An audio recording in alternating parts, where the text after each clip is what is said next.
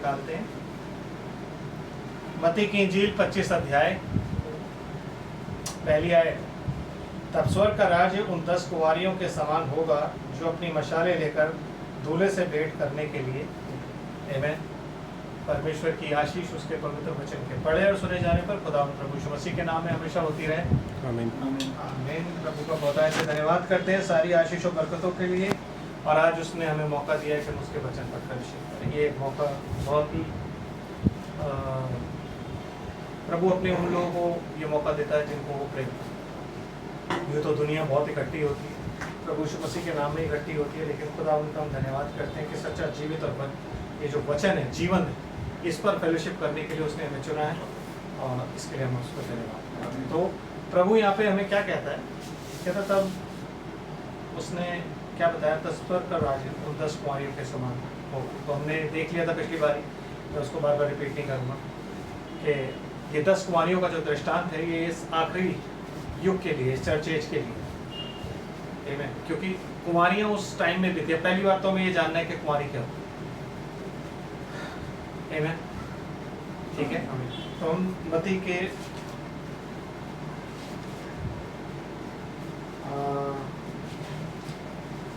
हम निकालते हैं लूका 2 अध्याय पहली आयत से पढ़ते।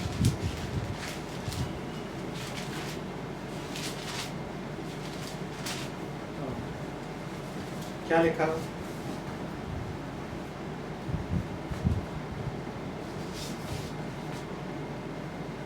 उन दिनों अगस्तुस कैसर की ओर से आज्ञा निकली के साथ। लूका पहले अध्याय में चलते। पहला अध्याय और उसकी हम चलेंगे जहाँ पे जो एंजल है वो मरियम को विजिट करता है। तो हम पढ़ेंगे उसका 18।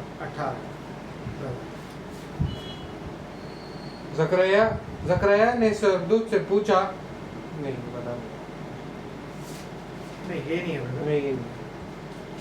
आप पढ़िए एक अध्याय और उसकी 26 आयत से 26 आयत से।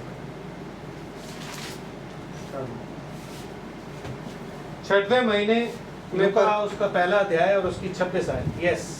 छठवें महीने में परमेश्वर की ओर से जिब्राइल स्वर्गदूत गलील के नासरत नगर में एक कुंवारी के पास भेजा गया जिसकी मंगनी यूसुफ नामक दाऊद के घराने के एक पुरुष से हुई थी। वह कुंवारी का नाम मरियम था। उस कुंवारी, राइट, यस। स्वर्गदूत ने मरियम, यस। स्वर्गदूत ने उसके पास भीतर आकर कहा, आनंद और जय तेरी हो जिस पर ईश्वर का अनुग्रह हुआ है, प्रभु तेरे साथ है। वह पढ़ता है ना, प्रभु तेरे साथ है। यहीं से उठाएंगे सारी चीजें। Yes brother. फिर प्रभु तेरे साथ है। वह उस वचन से बहुत घबरा गई। वो घबरा गई और सोचने लगी, भाई साहब ये एंजल मुझे क्यों कह रहा है कि आनंद और जय तेरी हो? एंजल मेरी जय क्यों कर रहा है? वह घबरा गई और सोचने लगी कि किस प्रकार का अभिवादन है। स्वर्गदूत ने उससे कहा, हे मरियम, भयभीत ना हो, क्योंकि परमेश्वर का अनुग्रह तुझ पर हुआ है। उसने कभी नहीं बोला परमेश्वर की शादी तुझसे हुई है, क्योंकि ये लोग तो ये कहते हैं ना क्वीन ऑफ हेवन है। तो अगर किंग ऑफ हेवन गॉड है, इटर्नल स्पिरिट, तो क्वीन ऑफ हेवन मतलब मम्मी तो वही हुई ना। तो कहता है अनुग्रह तुझ पर। Yes brother. देख तू गर्भवती होगी और तेरे एक पुरुष उत्पन्न होगा। तो उसका पुत्र पुरुष नहीं उत्पन्न, सॉरी, तेरे एक पुत्र उत्पन्न होगा। धीरे धीरे पढ़ो, कोई टेंशन नहीं है, आराम से पढ़ो। तो उसका नाम यीशु रखना। यस। वह महान होगा और परम प्रधान का पुत्र कहलाएगा। आमीन। और प्रभु तो कहने का मतलब ये है कि जब यीशु नाम दिया गया, तो मैं आपको बीच बीच में इसलिए टोकता चल रहा हूँ ताकि आप चीजें और भी समझ सको कि यीशु नाम जब दिया गया तो यीशु नाम मरियम और यूसुफ ने नहीं दिया था। यीशु नाम किसने दिया था? जिब्राइल फरिश्ते ने। और जिब्राइल फरिश्ते को ये यीशु नाम किसने दिया था? परमेश्वर ने। क्योंकि वो संदेश किसकी तरफ से लेकर के आया था? परमेश्वर की तरफ से। इसलिए यीशु मसीह हमेशा ये बोलता है कि मेरे, यीशु मसीह का नाम भी उसका नहीं था, इसलिए बात आप पे क्या कहता है, तेरा नाम जो तूने मुझे दिया मैंने इन लोगों पर प्रकट किया। आप समझ रहे बात? बाइबल कभी एक दूसरे से कॉन्ट्राडिक्ट नहीं करती। बाइबल हमेशा एक क्वेश्चन का आंसर बाइबल में मिलेगा आपको, हर एक क्वेश्चन का आंसर। आमीन। तो वो जो नाम था यीशु मसीह को मरियम ने नहीं रखा, इसलिए Mary's boy child Jesus Christ नहीं है, नो, परमेश्वर का पुत्र। आमीन। फिर ब्रदर क्या कहता है आगे? वह महान और परम प्रधान का पुत्र कहलाएगा और प्रभु परमेश्वर उसके पिता दाऊद का सिंहासन उसे देगा। उसका दाऊद का सिंहासन उसको देगा। आमीन। आमीन। यस। फिर और वह याकूब के घराने पर सदा राज्य करेगा और उसके राज्य का अंत ना होगा। मरियम ने स्वर्गदूत से कहा, हाँ। ये कैसे होगा? मैं तो पुरुष को जानती नहीं। मैं पुरुष को जानती नहीं। ब्रदर, जो कुंवारी होती है उसका सबसे इम्पोर्टेंट जो कैरेक्टर उसका साफ जो चरित्र होता है, उसका चरित्र कैसा होता है कि वो पुरुष को जानती नहीं। कुंवारी किसे कहा जाता है? जो पुरुष को जानती भी नहीं, मतलब उसका पुरुष से कोई भी रिलेशनशिप नहीं होता, वो होती है कुंवारी। आमीन। समझ आ रहा है? तो प्रभु क्या कहता है? तब स्वर्ग का राज्य उन 10 कुंवारियों के समान होगा। मतलब ये कुंवारियां ऐसी स्त्रियां हैं, बाइबल में जो फीमेल फिगर है वो हमेशा चर्च को दर्शाता है। और जब प्रभु यीशु मसीह कहता है 10 कुंवारियां, तो इसका मतलब है ये कोई चर्च की बात की जाए। बट ये चर्च जो है ये क्या है? वर्जिन है। एक और जगह वर्जिन्स के बारे में कुछ लिखा हुआ, हम वो भी थोड़ा सा देखते हैं। ब्रदर निकालिए प्रकाशित वाक्य और उसका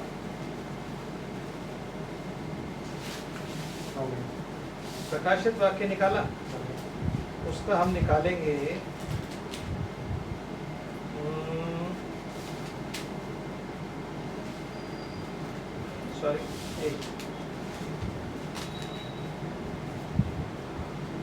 प्रकाशित वाक्य 14 अध्याय।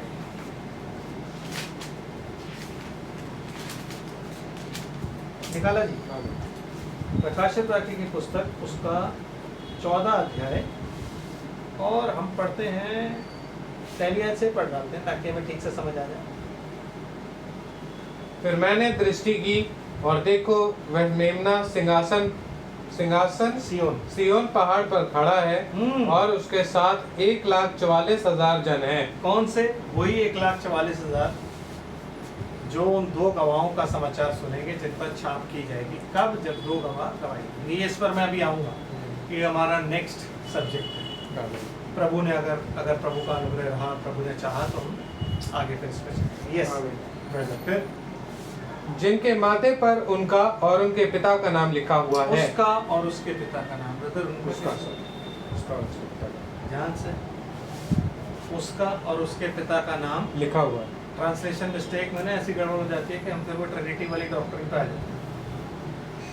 समझ रहे हो? तो बेचारे जो सुनने वाले वो कहेंगे ब्रदर आपके चर्च में तो हमने सुना था उनका और उनके पिता का नाम। तो ठीक से आराम से ध्यान से, कोई टेंशन नहीं।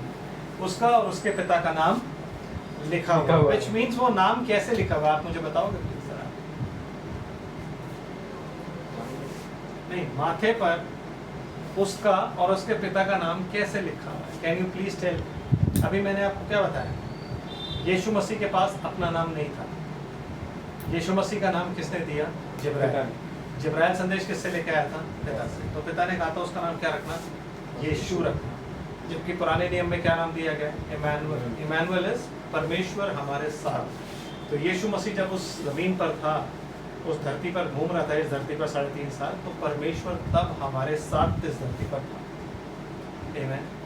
क्योंकि उसमें परमेश्वर की सारी परिपूर्णता वास करती थी। समझ आ रहा है?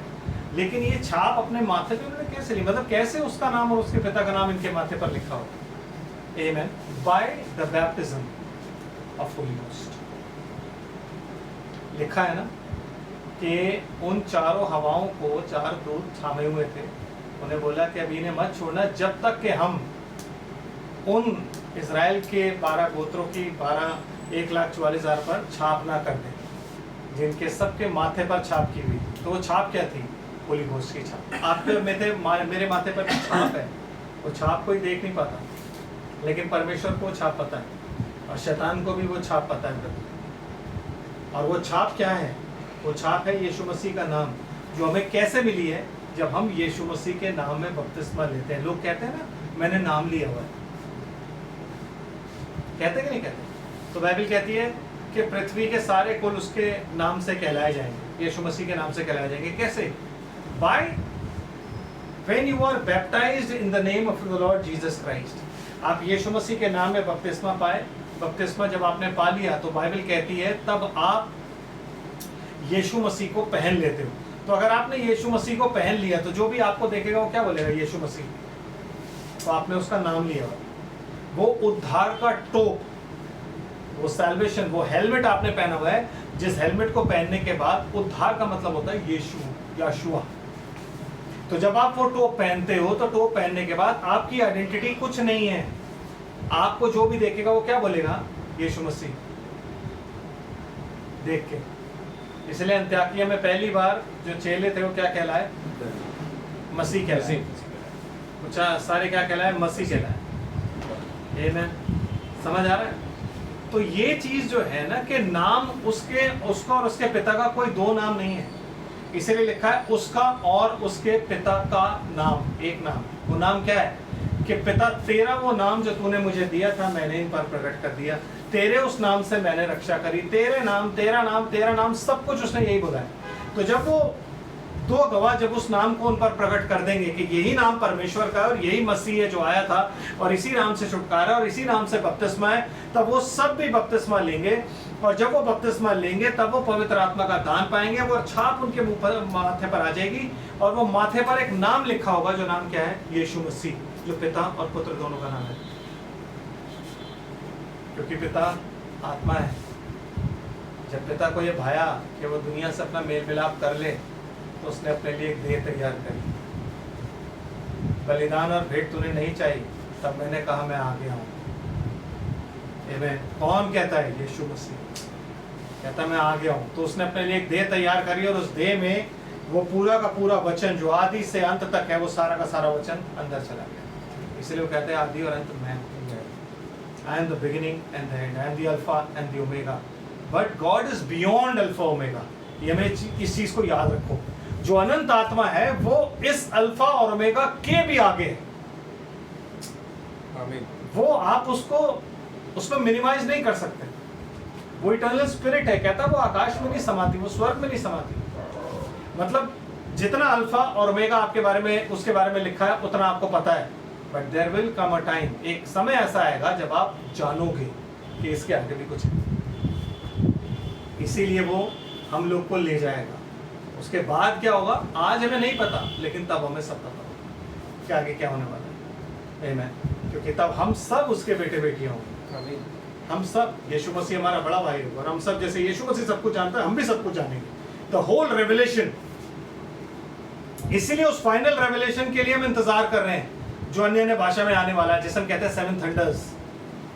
अगर वो रेवलेशन हम रिसीव कर गए ना, दैट मीन्स हम खुदा को रिसीव कर गए पूरा। क्योंकि वो रेवलेशन रिसीव करना आसान नहीं है ब्रदर। आमीन।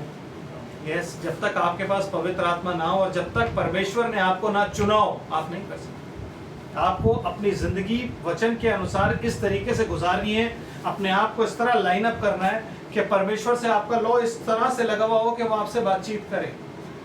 क्योंकि आज अगर परमेश्वर से बातचीत आप नहीं कर पाओगे ना, तो बड़ा मुश्किल हो जाएगा। आमीन। अभी रास्ते में आते आते एक जगह मैं कंफ्यूज हो गया था, क्योंकि मैं उस रास्ते से कभी नहीं आया। तो मैं वहाँ खड़ा हो गया, वो दो रहा था, मैं वहाँ खड़ा हो गया और सोचने लगा मैं क्या करूँ। मैंने खुदा मैं क्या करूँगा, बहुत लेट हो जाऊँगा, अब मुझे बता तू क्या करना है। तो खुदा ने मुझे समझ दी, गाइड किया कि मैंने इधर से देखा तो यहाँ से फ्लाईओवर के ऊपर वो रास्ता जा रहा था। मैंने कहा ये रास्ता तो नहीं हो सकता।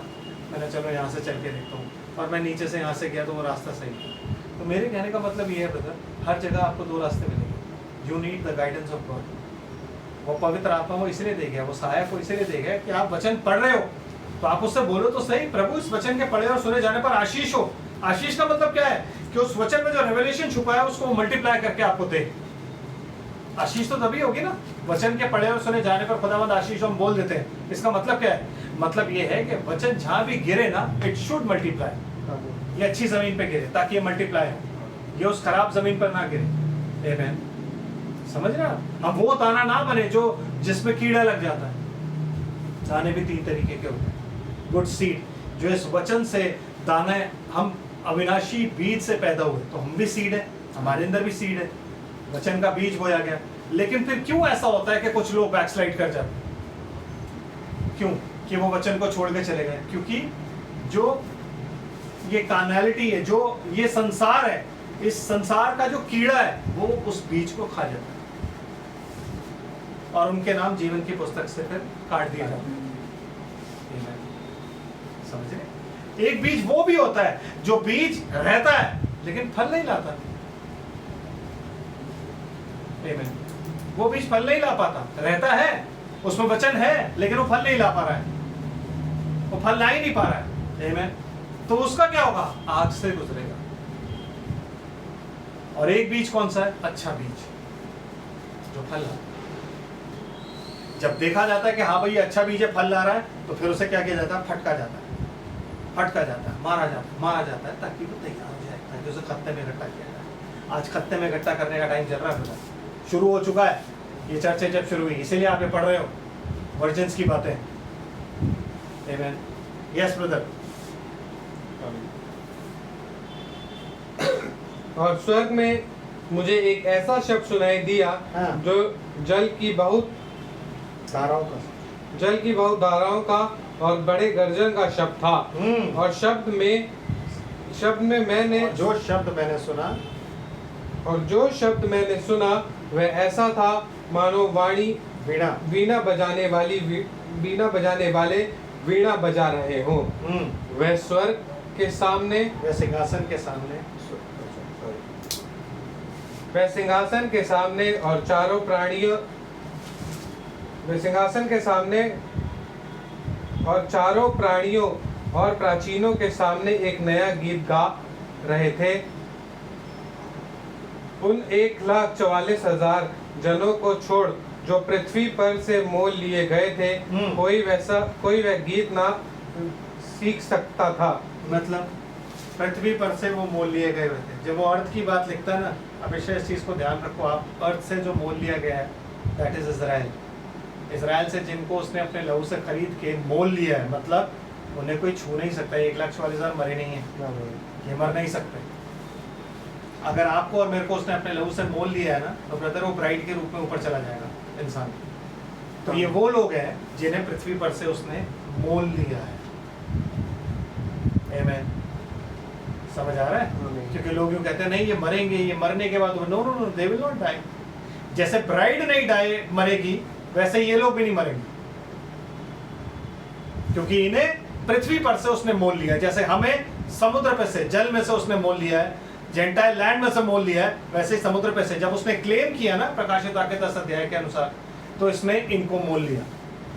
आमीन। 1,44,000 को उसने मोल लिया। Yes brother. देन ये वे हैं जो स्त्रियों के साथ अशुद्ध नहीं हुए, पर कुंवारे हैं। पर कुंवारे हैं। ये वे हैं जो स्त्रियों के साथ अशुद्ध। ब्रदर मतलब they are not married, defile नहीं की अपनी बॉडी को, यही तो आप कहोगे। जो ये इजराइल है ना, ये दास है, मतलब ये खोजे हैं, इन्युक। ये किसके खोजे हैं? रानी के, जो यीशु मसीह की वाइफ है उसकी। और यीशु मसीह की वाइफ कौन है? ब्राइड। तो ये खोजे हैं। लेकिन बाइबल कहती है कि ये कुंवारे हैं। व्हाट डज दैट मीन कि कुंवारे हैं? कि ये स्त्रियों से अशुद्ध नहीं हुए। यू नो स्त्री किसको कहलाते हैं? चर्च। यस। ये वो लोग हैं जो ऑर्थोडॉक्स ज्यूज हैं, जो सिर्फ यहोवा को मानते हैं और किसी को नहीं मानते थे। जैसे मेसोनिक ज्यूज आप कहते हो ना, ये मेसोनिक ज्यूज नहीं है।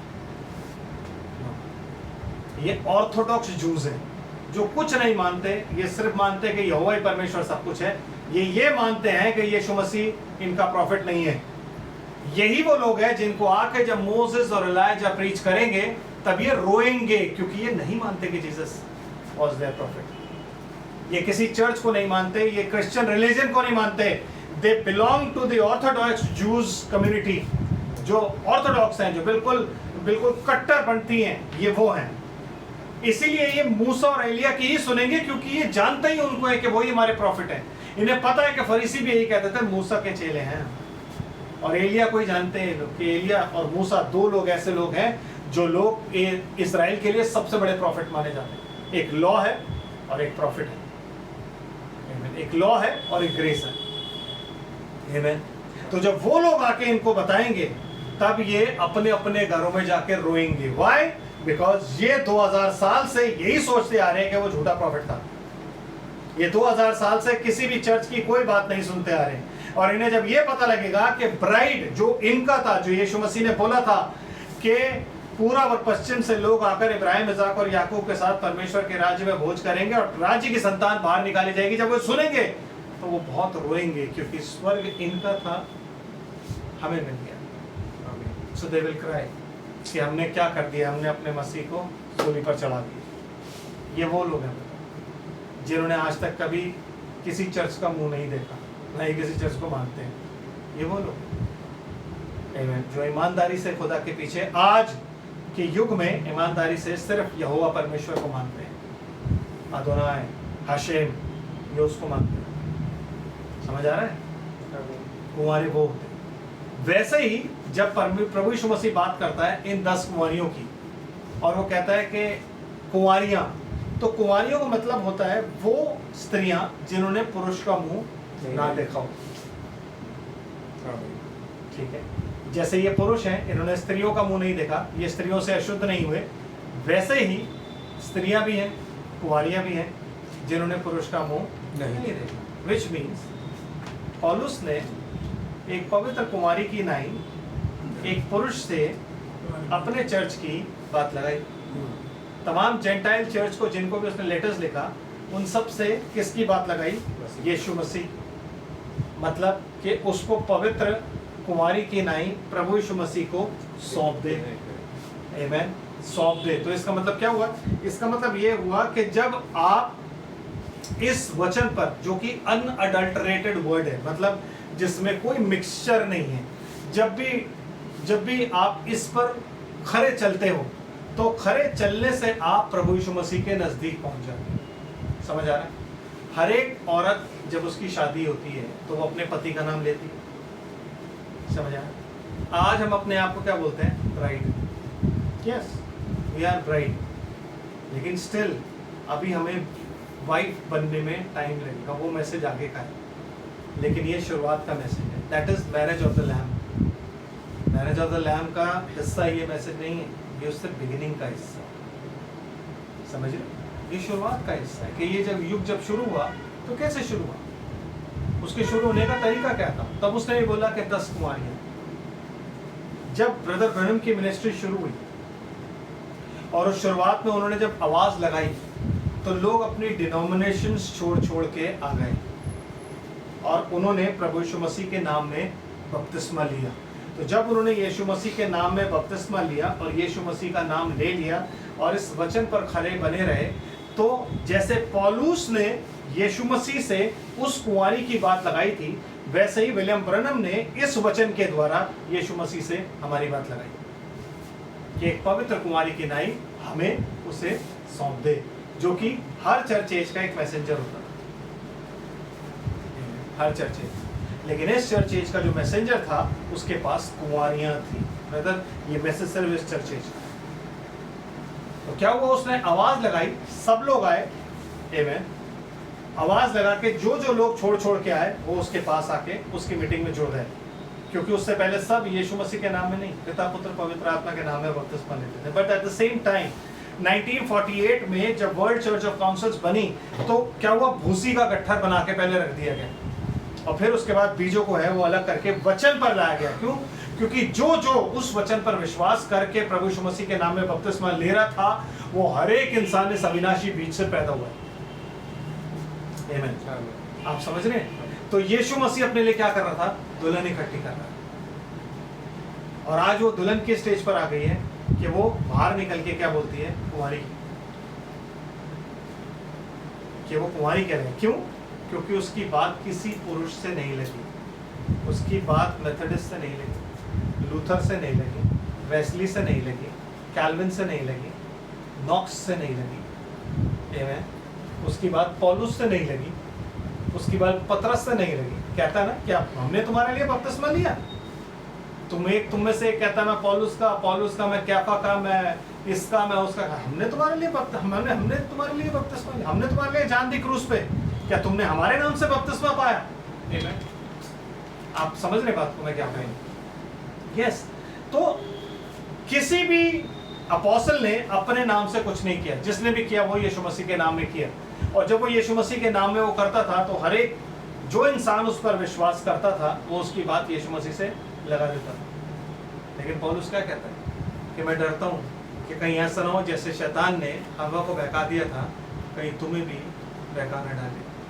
क्योंकि ऐसा ना हो कि तुम्हें क्या किया था शैतान ने वर्ड में अपनी नॉलेज मिक्स करके क्या बोला था? तुम नहीं मरोगे। जो आज हर जगह आपको एक ही संदेश मिलता है कि तुम नहीं मरोगे, तुम्हारा कुछ नहीं होगा, अंतिम दिन तुम जी उठोगे।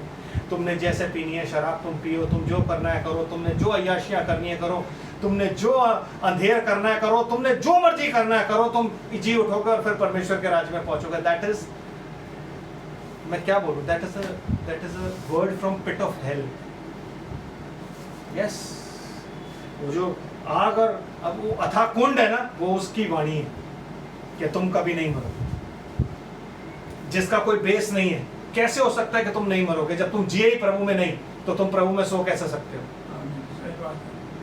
हर किसी के डेथ पे लिखा होता है RIP। How can you rest in peace? Peace is Lord Jesus Christ. यीशु मसीह शांति का राजकुमार है। तो आप उसमें जब जिए नहीं तो आप उसमें मरोगे कैसे? वो कैसे आप उसमें हो? और अगर रेस्ट इन पीस का मतलब है कि यीशु मसीह उस पीस का इंचार्ज है, तो कैसे पोप वहां से निकाल के कहीं और भेज सकता है, या वहां से बंदा फिर बाद में कह सकता है कि यीशु मसीह मैं बंदा भेज रहा हूं तो इंतजार करियो? क्यों? पोप यीशु मसीह से बड़ा है कि यीशु मसीह का ऑर्डर सुनेगा पोप? यीशु मसीह ऑर्डर सुनेगा पोप का? क्या पोप उससे बड़ा है? आमीन। कहता है दुलोक की कुंजी मेरे पास है, मृत्यु की कुंजी मेरे पास है। नजर अगर दुलोक की कुंजी यीशु मसीह के पास है तो सिर्फ यीशु मसीह को अधिकार है इधर उधर करने का।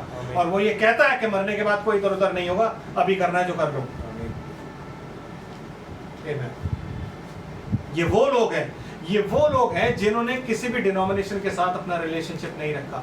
वो डिनोमिनेशन जो आज की डेट में आपको झूठ बोल रही हैं। आपकी शादी किससे करानी है? पिता पुत्र पवित्र। आप नाम ही नहीं जानते किससे आपकी शादी हुई है, आप नाम ही नहीं जानते। और जब आपके नाम की बात आती है तो वो छूटते कहते हम तो यीशु मसीह की बात मानेंगे।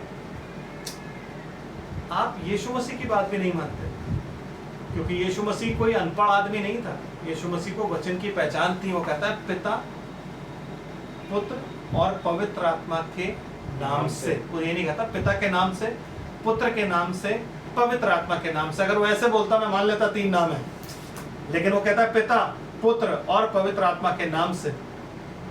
ब्रदर एक ही नाम है। अभी क्या बोला? उसका नाम और उसके पिता का नाम उसके उनके माथे पर लिखा हो। 2 नाम थोड़े ना लिखे हुए, एक ही नाम लिखा हुआ। और नाम क्या है? प्रभु यीशु मसीह। ये वो कुंवारियां हैं जिन्होंने वो सारी ट्रेडिशंस, जिन्होंने वो सारे कल्चर्स, जिन्होंने वो सारी रीति रिवाज सब छोड़ छाड़ के जो निकल करके आए ना, और आके उन्होंने संदेश सुना और उस संदेश से वो प्रभावित हुए, उनके जीवन का ट्रांसफॉर्मेशन हुआ, वो कुंवारी बन गए। अब आज उनमें वो डिनोमिनेशनलिज्म नहीं पाया जाता। आज वो किसी भी संस्थाई मंडली के ना तो कनेक्शन में है, ना उनके जैसी शिक्षा देते। ये वो लोग हैं, ये वो लोग, ये वो कुंवारियां हैं। मूर्ख भी है, बुद्धिमान भी है, लेकिन कुंवारियां हैं। आमीन। आप ये नहीं कह सकते कि नहीं वो ऐसी नहीं वो नो नो नो नो, कुंवारियां हैं। एक लेकिन मूर्ख है और एक बुद्धि। 5 शिवाएं मूर्ख है। अनुग्रह दोनों पर है। आमीन। अगर 10 को आप लेके चलो तो 10 का मतलब होता है जजमेंट। 10 कमांडमेंट्स। आमेन। 10 का मतलब क्या होता है? जजमेंट। लेकिन 5, इसीलिए प्रभु यीशु मसीह ने क्या किया, एकदम उनको डिवाइड भी कर दिया। 5 और 5 मतलब दोनों पर अनुग्रह है, दोनों कुंवारियां अनुग्रह से परिपूर्ण है। आमेन। समझ रहे? और वो कुंवारियां कौन है? वो कुंवारियां वो हैं जब उन्हें आत्मा मिला तो वो मशाल लेकर चल पड़ती है, एक्साइटेड है कि दूल्हा आने वाला है। आमेन। दूल्हा आने वाला है। जब उनको ये पता लगा दूल्हा आने वाला है तो वो खुश हो गए। ब्रदर, इस युग में कुंवारा रहना बहुत जरूरी है। आमेन। अगर इस युग में जरा सा भी मिक्सचर हुआ, इसलिए मैंने कहा ना, मार्क ऑफ द बीस्ट, लोग समझते नहीं है, बड़े प्यार से मिल जाएगा। चिल्ला चिल्ला के लोग बोलते हैं कि जब आप डिनोमिनेशन का हिस्सा होंगे ना तो मार्क ऑफ द बीस्ट आपको मिलेगा, लेकिन काम वही करते हैं और फिर वो कहते हैं हमने तो नहीं किया, हम तो नहीं है उसके हिस्से। आमेन। अगर आप कुंवारे हो ना तो आप सिर्फ यीशु मसीह के हो। आमेन। और ये कुंवारी क्या है? बुलाना। क्योंकि जब उन्हें बुला लिया गया, बुलाने के बाद जब वो गए, देन दे बिकेम ब्राइड। आमेन। समझ रहे ब्रदर बात को? तो क्या हुआ? 10 कुंवारियां थी। अभी आप कुंवारियों का मतलब मेरे हिसाब से समझ गए होंगे जब इजराइल की बात हमने पढ़ी। ये जब हम आगे जाएंगे तब भी हम जानेंगे कि ये वो लोग हैं जिन्होंने कभी झूठ नहीं बोला।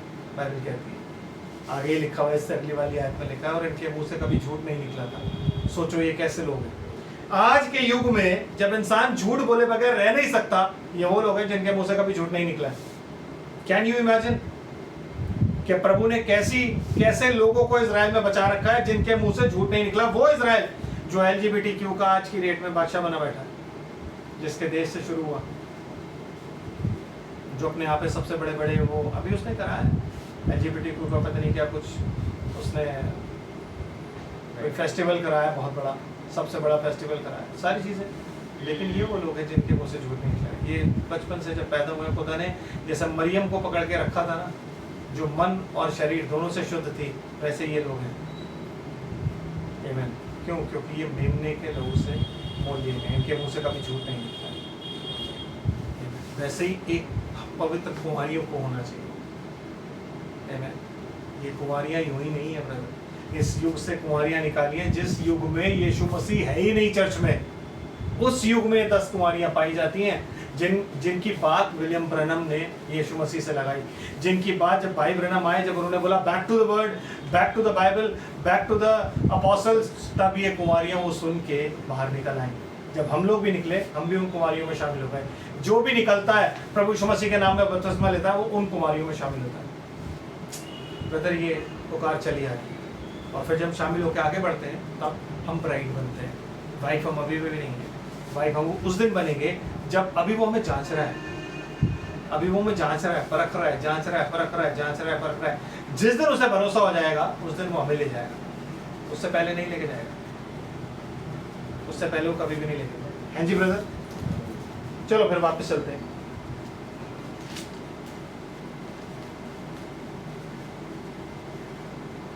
मती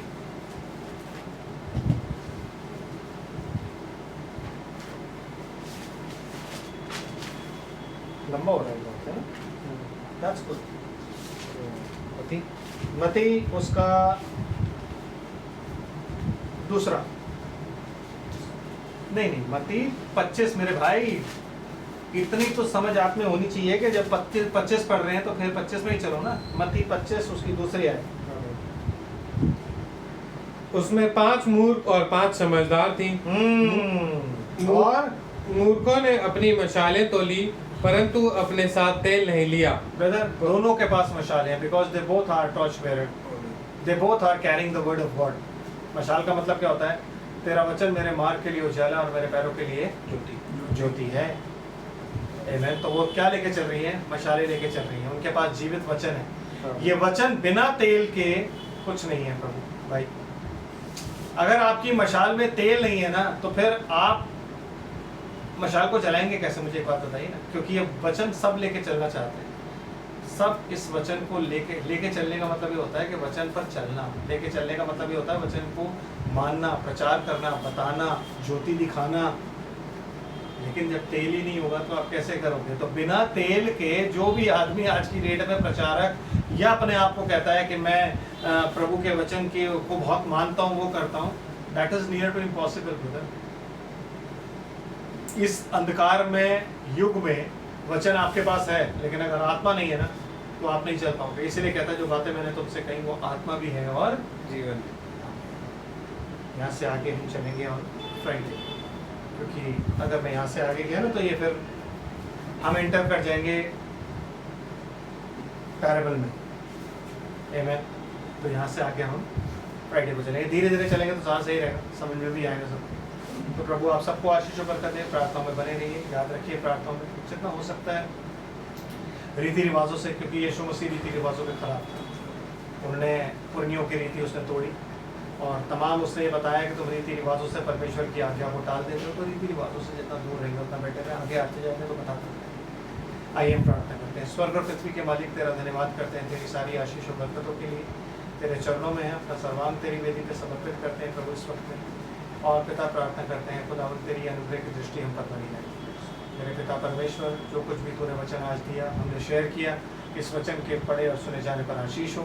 और खुदावंद सुनने वालों को ब्लेस कर, ताकि वो मेरे पिता जब उनके हृदय में घर करे मेरे प्रभु जी, और अच्छी ज़मीन पर गिर, ब्लेसड हो, मल्टीप्लाई हो मेरे प्रभु जी, फ्रूटफुल हो, 100 गुना फल पाए।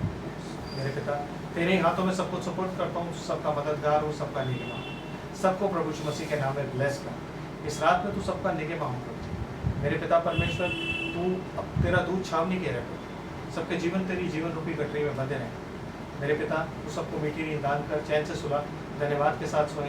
जब सुबह उठते हैं तो अपने दिन की शुरुआत प्रभु यीशु मसीह के नाम में करें। इनका दिन ब्लेस्ड हो, इनकी रात ब्लेस्ड हो। मेरे पिता परमेश्वर, होने दे कि हर घर परिवार संपत्ति रोजगार तेरे अनुग्रह में। पिता परमेश्वर तू सबके साथ हो, सबका निगहबान हो, और अपना अनुग्रह प्रभु यीशु मसीह के नाम में सब पर बनाए। हम क्या मांगे? सारी आशीषों बरकतों के लिए तेरा धन्यवाद करते हैं और तुझसे यही इल्तिजा करते हैं कि वचन हमारी हृदय की पट्टियों पर लिख दे, ताकि मेरे प्रभु इस वचन को लेके मेरे प्रभु हम आगे बढ़ते जाएं और तेरे चरणों से लिपट करके रहने वाले हो सकें। सब कुछ और सब कुछ तेरे हाथों में सुपुर्द करते हुए सारा आदर, सारी महिमा, सारा धन्यवाद तुझे देते हैं प्रभु। और मेरे पिता अपनी धन्यवाद की भेंट और प्रार्थना आपके प्यारे बेटे यीशु मसीह के मोस्ट प्रेशियस नाम में आपकी पवित्र वेदी में समर्पित करते हैं। दया से आप इसे सुने और ग्रहण करें। आमीन।